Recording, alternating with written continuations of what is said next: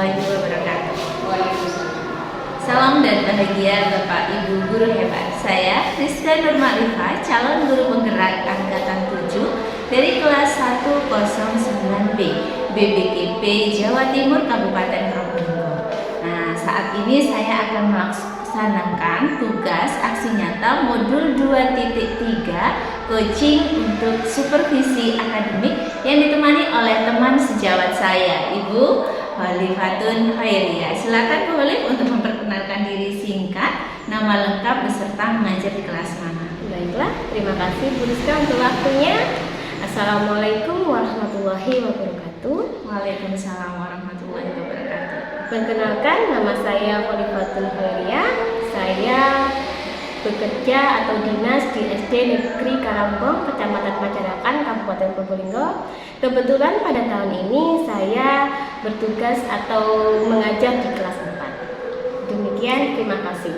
Iya, boleh saya minta waktunya sebentar ya untuk kegiatan hari ini. Jadi kegiatan hari ini itu ceritanya kita itu sedang melakukan supervisi akademik khususnya dalam kegiatan pembelajaran di kelas seperti itu. Nah, tujuan dari kegiatan supervisi akademik, jadi posisi kita dulu nih ya. Jadi posisi kita itu sebagai mitra, saya sebagai supervisor dan Bu Khalif sebagai guru yang akan dilakukan supervisi seperti itu. Oke. Jadi tahapan kita itu kolaborasi, percakapan antara supervisi dan gurunya. Nah, tujuannya itu untuk menemukan potensi-potensi pada Bu Khalif dan selanjutnya untuk mengembangkan kompetensi yang ada seperti itu. Nah, untuk tahapan nih. Jadi tahapan supervisi akademik itu dibagi menjadi 3. Jadi nanti ada kegiatan pra-observasi, yang kedua observasi, dan yang ketiga pasca observasi. Kegiatan kita hari ini di hari Jumat ini itu adalah pra-observasinya, di awal observasi. Nah, tujuannya itu untuk mengetahui apa sih tujuan pembelajaran yang akan disampaikan di kelasnya Bu Khalif nanti gitu. Jadi untuk perancangan pembelajarannya itu yang mau dipakai yang bagaimana, sekilas saja. Nanti saya juga akan mau tanya-tanya tentang kapan nih waktu yang tepat untuk pelaksanaan observasi dan pasca observasinya seperti itu. Bisa dimulai dari sekarang ya? Untuk yang pertama, mata pelajaran. Kira-kira nanti ketika observasi Bu Khalif mau mengajar mata pelajaran apa? Untuk mata pelajaran IPAS, Ilmu Pengetahuan dan Sosial. Oh, berarti ini kurikulum merdeka ya? Kurikulum merdeka. Di kelas 4 karena sudah pakai kurikulum merdeka. Oke. Materinya sudah IPAS di kelas 4. Untuk tujuan pembelajarannya? Materinya itu karakteristik wujud benda. Oh iya. Terus untuk Karakteristik wujud benda. Terus untuk tujuan pembelajarannya yaitu siswa dapat mengetahui karakteristik wujud benda padat, cair dan gas. Kemudian juga siswa dapat menyebutkan contoh-contoh wujud benda padat, cair dan gas di lingkungan sekitar siswa. Gitu. Jadi ada 2 nih indikator dari tujuannya. Yang pertama mengetahui dulu kan ya Bu, mengetahui tentang wujud benda padat, cair dan gas. Nah, setelah mengetahui, selanjutnya siswa dapat menyebutkan dari benda-benda yang ada di lingkungan sekitar. Oke. Lingkungan sekitar ini maksudnya kelas atau bagaimana? Kalau waktu pembelajaran anak-anak bisa menyebutkan di lingkungan kelas. Kalau untuk tugasnya nanti anak-anak bisa menyebutkan lingkungan di sekitar rumah. Oh gitu. Jadi sudah lingkungannya sudah mulai berkembang ya. Nah, dilihat dari ini ya tentang pembelajarannya, dari sisi gurunya, bukan dari sisi materinya. Dari sisi gurunya gimana sih cara Bu Khalif dulu itu menerangkan tentang pembelajaran materi wujud benda? Karena di kelas 4 pada tahun kemarin itu anak-anak saya masih posisinya sulit untuk memahami bacaan, jadi saya menyuruh anak-anak pertama-tama itu hanya membaca buku aja, jadi membaca buku materi. Materinya saya dibaca di materinya agar mereka sekalian mengenalkan melakukan literasinya. Jadi hanya literasi literasi dari satu sumber saja. Nah, kira-kira ada nilai positif negatifnya atau lebih banyak positifnya atau banyak negatifnya? Untuk siswa yang bisa membaca ya dia bisa memahami, tapi karena yang bisa membaca hanya sebagian kecil sehingga hasilnya itu tidak maksimal, kurang maksimal. Oke, jadi memang karena yang tahun kemarin hanya menggunakan satu media belajar saja, jadi istilahnya tidak memenuhi kebutuhan murid gitu ya Bu ya. Nah, untuk kedepannya nih, pengennya Bu Olive itu yang bagaimana sih?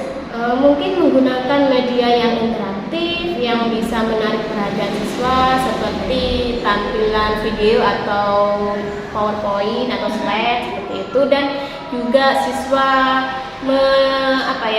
melihat langsung benda nyata atau konkretnya seperti itu.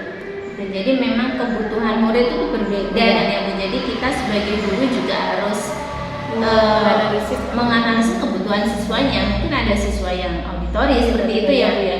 Ada siswa yang kinestetik dan visual. Jadi memang untuk kedepannya sudah ada rancangan, ada gambaran. Oke. Sudah tertuang di RPP-nya ya Bu ya. Insya Allah sudah. Kemudian kalau dia dari itu kan dari segi siswa ya, pengennya Bu Olive itu nantinya akan memenuhi kebutuhan murid. Dari sisi gurunya, Bu Olive tuh pengen nantinya itu pengen yang jadi guru yang seperti apa gitu? Jadi guru yang lebih dekat dengan siswa tentunya. Terus selanjutnya siswa itu bisa share atau terbuka dengan apa. Biasanya kan siswa itu sulit, misalnya kalau dia nggak bisa, dia malu bertanya. Sebenarnya dia atau tidak bisa mengungkapkan apa yang dia tidak mengerti gitu. Jadi kurang pede istilahnya ya. Jadi saya pengen siswa saya itu dia itu berani pertama mengungkapkan apa pikirannya atau ide-idenya, terus mengungkapkan apa yang dia inginkan, seperti apa pembelajaran yang dia inginkan seperti itu. Jadi intinya itu terkait tentang kebutuhan potensi guru, pengennya Bu Olive itu lebih meningkatkan sosial emosional terkait dengan potensi pedagogi. Bu Olive pengen yang bagaimana? Kalau untuk pedagogik yang saya ingin meningkatkan kemampuan pedagogik saya agar lebih baik, agar siswa lebih memahami apa yang saya ajarkan atau apa yang saya ingin capai ke siswa, pembelajaran yang sudah menjadi target saya itu bisa dicapai sama siswa seperti itu. Dimulai dari pembuatan RPP mungkin ya. Jadi memang diawali dari RPP, gimana cara buat RPP yang benar yang baik gitu ya Bu. Jadi nantinya ini Bu Olive ini mau bikin RPP yang model bagaimana nih? Mungkin saya akan menskenario RPP yang berdiferensiasi. RPP yang berdiferensiasi menarik sekali nih. Perlu saya catat ya, RPP berdiferensiasi. RPP berdiferensiasi yang bagaimana yang diinginkan oleh Bu Olive? Sebelum kita kan mendiagnosa siswa kita, mendiagnosa siswa kita. Ada yang memang untuk tes diagnosanya ya kita sudah siapkan. Jadi nanti kita sudah dipetakan di kelas kita mengetahui hasilnya. Untuk siswa yang mampu dan bisa, mungkin kita bisa lepas. Misalnya kita bisa membiarkan mereka mandiri ya, belajar sendiri ya. Tapi kalau untuk siswa yang tidak mampu atau kurang mampu, itu nanti bisa kita dampingi proses pembelajarannya sehingga mereka bisa menelaah apa yang akan kita berikan kepada mereka. Memang butuh bimbingan khusus untuk yang siswa yang memang terbilang kurang, bukan tidak bisa tapi kurang. Untuk diagnosanya ini bisa diceritakan bagaimana Bu Olive memberikan diagnosa kepada siswanya? Mungkin saya akan memberikan berupa angket ya, atau lembaran yang anak-anak akan isi nanti sesuai dengan pemikiran mereka. Nah dari situ kita bisa memilah-milah, oh anak saya ini ternyata mampu, yang sudah siap memahami, sudah siap, dan ada yang tidak bisa. Oke, jadi terkait dengan ini tadi Bu, jadi saya memang tadi memetik bahwa Bu Olive dalam RPP berdiferensiasinya nanti akan menggunakan beberapa media gitu ya Bu. Nah, coba bisa dijelaskan singkat saja media yang akan dipakai itu media apa saja? Untuk siswa saya yang gaya belajarnya itu di audio, ya di audio. Itu nanti mungkin akan ada sistem ceramah ataupun suara ya, atau lagu dalam bentuk lagu, atau ice breakingnya itu saya akan buat lagu untuk sesuai dengan materi. Jadi memang ceramah itu penting Mas ya, untuk yang audio. Pakai selain ceramah sama musik atau lagu ya, dan ada ice breaking juga nih. Ya, sesuai dengan materinya ya. Sesuai dengan materinya. Lagu pun juga disesuaikan dengan materi nanti ya Bu, tentang wujud benda seperti itu. Kemudian ada lagi yang visual. Anak dengan gaya belajar visual nih dapat media yang bagaimana? Mungkin tampilan slide ya, sama PPT atau video. Itu Bu Holi sendiri yang buat? Ya, saya sendiri yang buat. Bisa diceritakan poin-poin Bu dalam tampilan slide-nya PowerPoint itu nanti saya akan menampilkan yang pertama pengertian karakteristik terlebih dahulu dari karena memang disesuaikan dengan tujuannya yang tadi ya. Terus yang kedua itu saya akan memberikan pengertian dari wujud benda itu sendiri dan juga sifat-sifat dari wujud benda sekaligus contohnya seperti itu. Visual sudah nih ya Bu. Kemudian yang kinestetik, bagaimana ini kiat-kiat boleh untuk mengkoordinir anak-anak yang memiliki gaya belajar kinestetik? Itu yang lebih menantang mungkin untuk anak-anak ya. Jadi untuk yang kinestetik itu saya akan menyiapkan beberapa benda yang berhubungan dengan wujud benda yang tadi itu. Nanti saya akan menyuruh anak-anak untuk mengamati, untuk menggolongkan atau mengelompokkan benda itu termasuk apa sih, wujud apa sih, seperti itu. Jadi biar mereka mencari tahu sendiri seperti itu. Tepat sepertinya untuk ide pada RPP berdiferensiasi. Oke. Ini pertanyaan terakhir nih Bu. Jadi memang kita biasanya dalam pelaksanaan pembelajaran itu tidak terlepas dari kolaborasi. Siapa sih peran seseorang person yang bisa membantu Bolif untuk mensukseskan kegiatan yang biasanya di pembelajaran Bolif itu untuk materi wujud benda ini? Teman sejawat yang bisa kita minta sharing atau pendapat tentang metode pembelajaran yang akan kita lakukan. Oke, berarti memang teman yang sudah mumpuni, yang sudah mengalami. Biasanya memang ada rolling gitu ya Bu ya. Oke, jadi memang butuh bantuan teman sejawat. Kira-kira Bu, untuk pertanyaan terakhir nih ya Bu Halim ya, terkait dengan kendala. Nah, untuk materi yang akan diajarkan besok, kemungkinan kendala yang terjadi itu apa? Mungkin kendalanya yaitu mati lampu, karena kan saya menggunakan slide yaitu tampilan PowerPoint dan juga laptop. Jadi listrik listrik ya. Jadi mungkin antisipasi dari itu saya akan menyiapkan tampilan gambar dalam bentuk gambar yang sudah saya cetak sebelumnya seperti itu. Jadi pembelajaran bisa terus berlangsung. Jadi memang hambatan itu sudah dipikirkan sebenarnya ya Bu. Jadi sudah dipikirkan dan sudah dicari alternatif solusinya seperti itu. Menarik sekali Bu Halim ini. Nah, kita sudah melaksanakan pra-observasi nih ya. Kira-kira boleh siapnya itu kapan ini untuk kegiatan observasinya? Mungkin hari Senin depan ya? Senin depan. Laksanakan.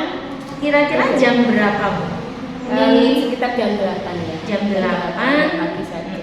2 JP ya Bu ya? 2 JP. Kemudian untuk pasca observasinya Bu?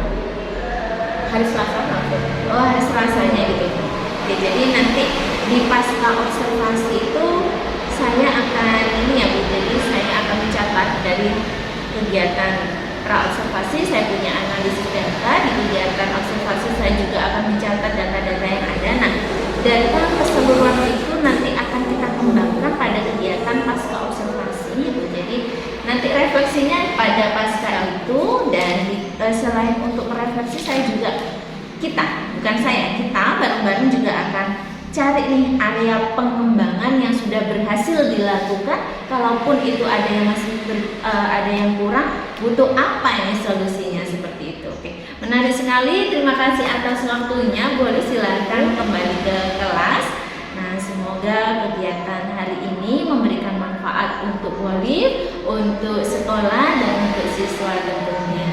Terima kasih Bapak Ibu guru hebat. Sekian kegiatan supervisi akademik bersama dengan teman sejawat Ibu Holly pada tahap pra-observasi. Kita nantikan kegiatan observasi yang akan dilakukan oleh Bu Holly pada tayangan berikutnya. Terima kasih. Assalamualaikum warahmatullahi wabarakatuh. Waalaikumsalam warahmatullahi wabarakatuh. Selamat pagi anak-anak, apa kabar kalian semua? Alhamdulillah, luar biasa. Allahu Akbar. Ulangi lagi ya, apa kabar kalian semua? Alhamdulillah, luar biasa. Allahu Akbar. Terima kasih. Nah, pada kesempatan kali ini sebelum kita mulai pelajaran, silakan Mas Afan dipimpin doanya. Jabra, dari mulai. Bismillahirrahmanirrahim. Raditu billahi rabban wa bil Islam. Masih ingat kan pelajaran kita sebelumnya yaitu tentang apa? Ada yang ingat? Tentang apa nak? Oh, tentang pengertian materi dan zat ya. Nah, pada kesempatan kali ini kita akan membahas tentang karakteristik benda cair, padat, dan gas. Nah, coba anak-anak perhatikan dulu di depannya. Ini adalah karakteristik benda padat dan gas. Nah, tujuan pembelajarannya kita pada kali ini yaitu siswa mampu mempelajari karakteristik wujud zat seperti zat padat, cair, dan gas. Melalui kegiatan pembelajaran interaktif, siswa dapat menyebutkan macam-macam atau sifat dari masing-masing wujud zat dengan tepat. Dan yang ketiga, melalui pembelajaran yang interaktif, siswa dapat menyebutkan contoh masing-masing wujud zat dengan benar. Kemudian yaitu di sini ada pengertian zat. Zat adalah sesuatu yang memiliki massa dan memiliki ruang. Itu adalah pengertian dari zat. Nah, ini ada benda zat, benda dan sifatnya yaitu ada padat, cair, dan gas. Oke. Berikutnya benda padat.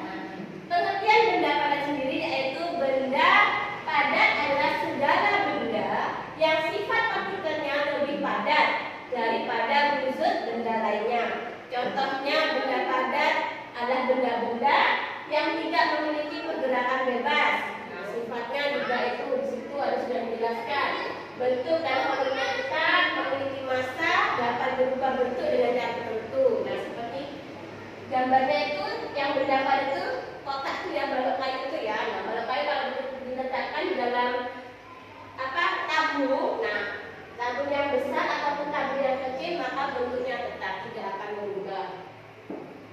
Nah, ini ada beberapa contoh dari benda padat. Ada mobil, televisi, tas, ada juga uang, sepatu, piring, sendok, buku, dan yang lain-lainnya.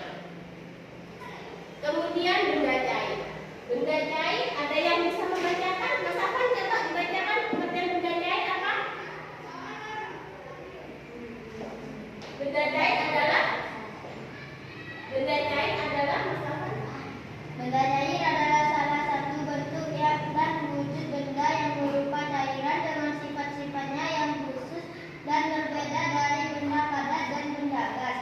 Benda cair memiliki sifat yang tidak tetap karena Oke, anak-anak, demikian penjelasan dari tampilan tentang benda padat dan benda cair. Nah, kemarin Bu Guru sudah menyiapkan kan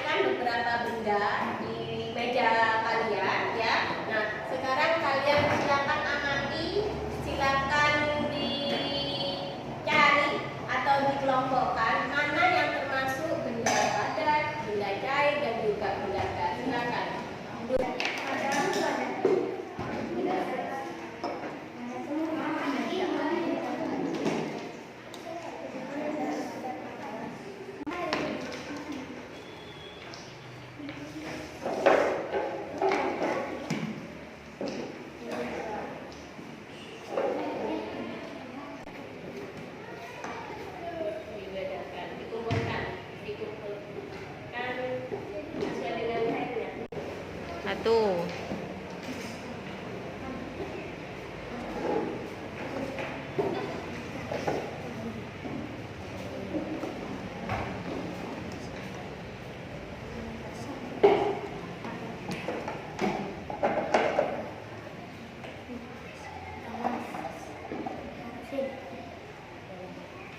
Nah, berikutnya Bu Guru akan memberikan tugas kerja kelompok pada kalian. Kita buat kelompok-kelompok kecil ya. Nah, tugasnya sudah Bu Guru siapkan di sini. Saya tunjukkan di sini nanti tugasnya. Nah, kalian nanti buat tabel seperti ini di dalam kertas ini. Setelah itu kalian tentukan benda-benda pada gambar yang sesuai dengan wujud bendanya. Nah, seperti ini ya. Ini adalah satu kelompok aja ya, kita ada 3 kelompok ya. Yang di situ ada 4. Nah, coba ya, kalian buat tabel seperti ini. Saya besarkan dulu.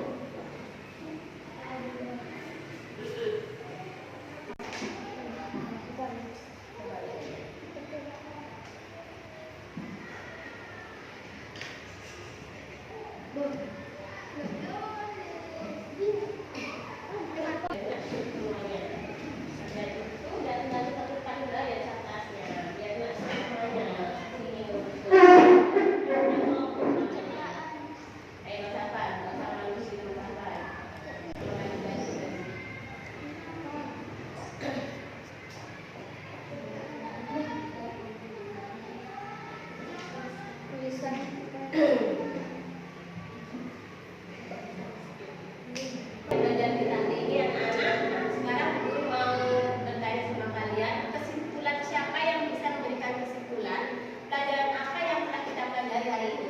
Yuk, siapa yang bisa memberikan kesimpulan? Ya, siapa? Kita belajar tentang apa hari ini? Zat. Oke, yang lain? Ada yang lain? Nah, spesifik? Boleh tadi bilang tentang apa? Wujud?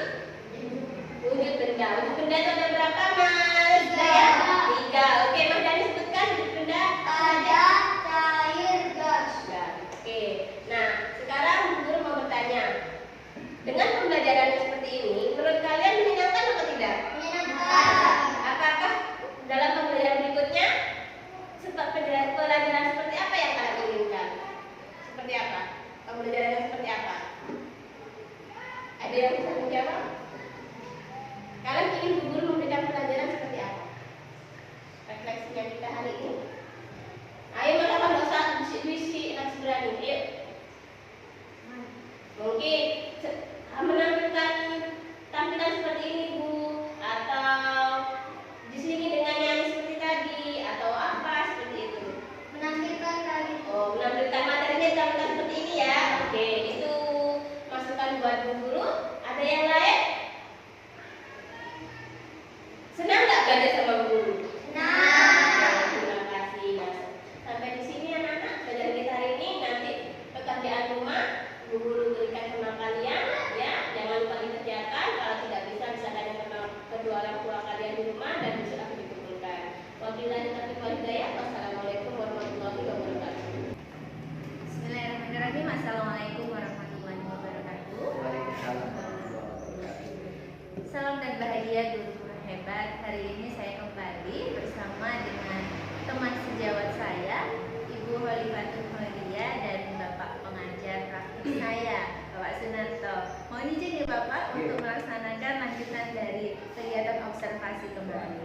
Nah, jadi Bapak Ibu sekalian, hari ini kita akan melanjutkan tahap pasca observasi ya Bu ya. Kemarin kita sudah melakukan observasi pembelajarannya Bu Holi di kelas. Ada beberapa yang akan saya tanyakan, boleh ya? Boleh siap? Siap insya Refleksi nih Bu Holi. Gimana sih perasaan Bu Holi ketika ada kegiatan observasi? Gini Bu, sebelumnya saya sangat senang sekali Bu Iya. ya. Karena kenapa? Karena dalam kesempatan ini saya diberi peluang sama jenengan untuk melakukan pelaksanaan pembelajaran yang melalui proses observasi terlebih dahulu. Iya, betul. Jadi memang senang dan bahagia diberi kesempatan ya Bu ya. Kira-kira sudah sesuaikah Bu Holi tentang pembelajaran berdiferensiasi yang sudah dilaksanakan kemarin menurut versinya Bu Holi?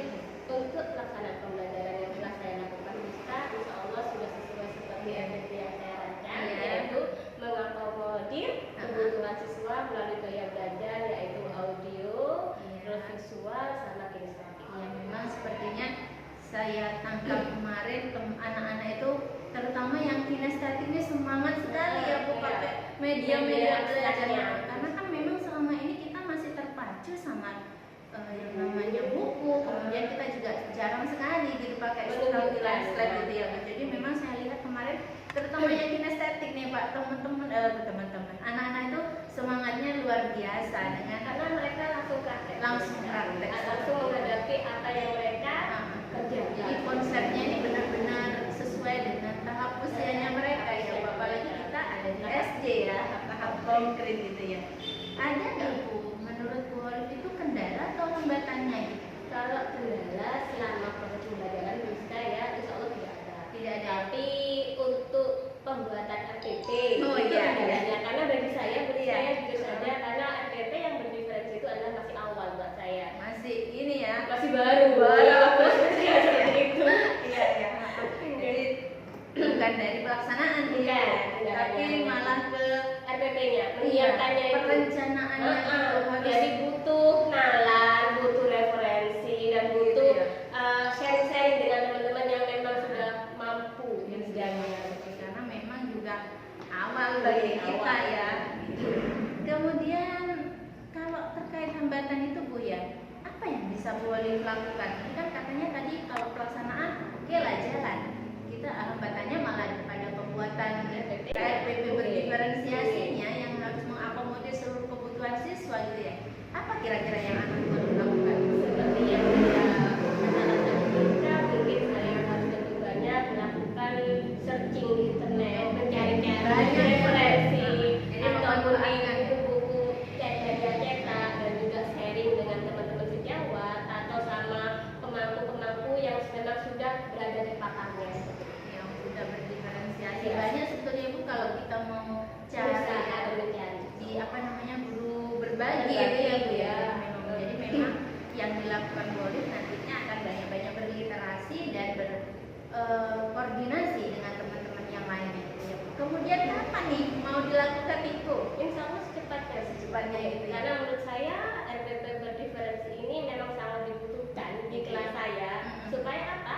Supaya siswa saya itu mampu lebih cepat menyerap pembelajaran yang saya sampaikan kepada mereka. Sekali lagi untuk mengakomodir memang gaya belajarnya enak berbeda Beda, gitu. iya. Jadi selama ini memang kita Hanya mereka fokus tuh sama belajar satu, ya, mau satu. semaunya kita gitu ya. Jadi mereka harus nurut sama kita sebenarnya. Ternyata memang pembelajaran berdiferensiasi ini pembelajaran yang memang berpusat kepada siswa seperti itu ya. Jadi kita tahu kebutuhan siswanya. Jadi alhamdulillah dari proses observasi ini ada sesuatu yang bisa didapat gitu ya. Kemudian tanggapannya Bu Olive tentang pelaksanaan supervisi. Bagaimana tanggapan Bu Olive? Apakah Bu ingin merasa dikekang sama saya selalu observer gitu? Awalnya mungkin kaget karena Rizka langsung menunjuk saya, Pak. Boleh, Anda yang minta tolong ya sebagai rekan saya. Wah, seperti itu. Tapi alhamdulillah dengan tahapan-tahapan yang Rizka berikan itu bisa saya handle. Jadi dengan kegiatan pembelajaran seperti ini itu sebenarnya itu nilai plus buat saya karena untuk mengetahui kelemahan saya, kelebihan saya untuk melakukan pembelajaran tersebut. Memang tujuan kita melakukan observasi supervisi akademik bukan hanya sekedar supervisi, tetapi memang melalui teknik coaching seperti itu nih. Jadi teknik coaching tetap kita lakukan mulai dari saya sebagai mitra untuk menemukan potensi-potensi yang ada di siswa, di Olive-nya juga akhirnya mampu mengembangkan kompetensi seperti itu. Jadi cukup sekian mungkin proses untuk pelaksanaan pasca observasi. Bapak senang sekali saya berkolaborasi dengan beliau yang memang yang merupakan guru bisa dibilang guru senior di sini. Terima kasih Bu Olive atas waktunya. Kemarin sudah melakukan pra-observasi. Observasinya juga sangat luar biasa. Semoga bisa memberikan manfaat untuk Bu Olive dan kelas Olive sendiri. Bapak. Terima kasih setelah saya mengikuti wawancara antara Bu Rizka sebagai CGV dan Bu Olive ini ya. Jangan ini calon CGV juga ya.